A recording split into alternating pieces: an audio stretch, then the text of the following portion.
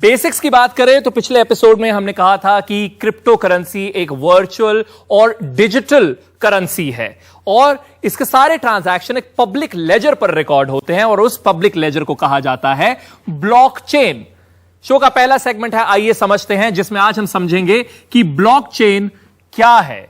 अब इसे काफी सिक्योर टेक्नोलॉजी माना जाता है। क्यों, वो आप समझ जाएंगे जब मैं यहां पर इसे एक्सप्लेन करूंगा। तो ब्लॉकचेन नाम में ही ब्लॉक है, यानी इसका जो डेटा है वो सेव होता है ब्लॉक्स में। अलग अलग ब्लॉक्स में आपके ट्रांजैक्शन या कोई भी जो डेटा है वो स्टोर होता है। और एक बात और ध्यान में रखें कि ब्लॉकचेन का इस्तेमाल सिर्फ क्रिप्टो करेंसी नहीं बल्कि और कई ऐसी इंडस्ट्रीज हैं जो करती हैं। तो अब ब्लॉक्स में आपका डेटा सेव हुआ, समझ लीजिए ट्रांजैक्शन है कोई, तो ये डेटा 1 है, ये डेटा 2 है, ये डेटा 3 है।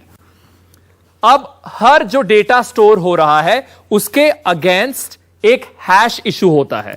अब वो हैश क्या है? ये हैश एक यूनिक कोड होता है। जिस तरीके से आपका आधार नंबर होता है जो आपको फिंगरप्रिंट देने के बाद मिलता है, वो यूनिक है। एक शख्स का आधार नंबर दूसरे आधार से बिल्कुल अलग होगा। ठीक उसी तरीके से हर यहां पे जो ब्लॉक है उसमें जो डेटा है उसके अगेंस्ट एक यूनिक हैश इशू किया जाता है।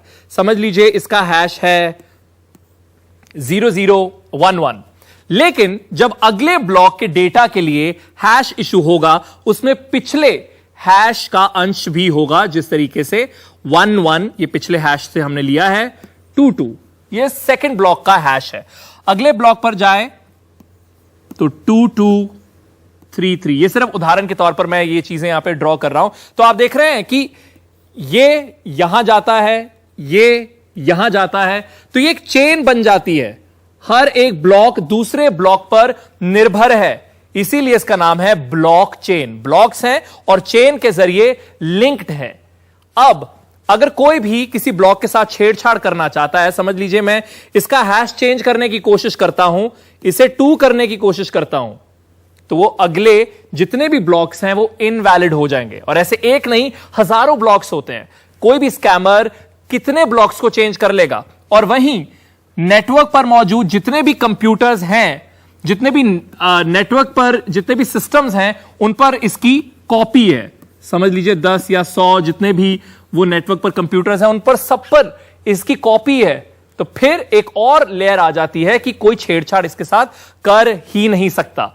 तो ये टेक्नोलॉजी है ब्लॉकचेन, जिस पर क्रिप्टो करेंसी के ट्रांजैक्शंस जो है वो स्टोर होते हैं। जब कभी कभार हम किसी हाइस्ट की, डकैती की, किसी लूट की, किसी स्कैम की बात सुनते हैं कि अरे इस क्रिप्टो करेंसी के साथ स्कैम हो गया, तो अक्सर लोग सोचते हैं कि अरे ब्लॉकचेन तो सिक्योर हम कहते हैं, तो फिर उसके साथ स्कैम कैसे हो गया? तो उसमें ब्लॉकचेन के साथ स्कैम नहीं हुआ होता। स्कैम हुआ होता है प्लेटफॉर्म की वल्नरेबिलिटी के साथ, प्लेटफॉर्म के लूप होल्स के साथ।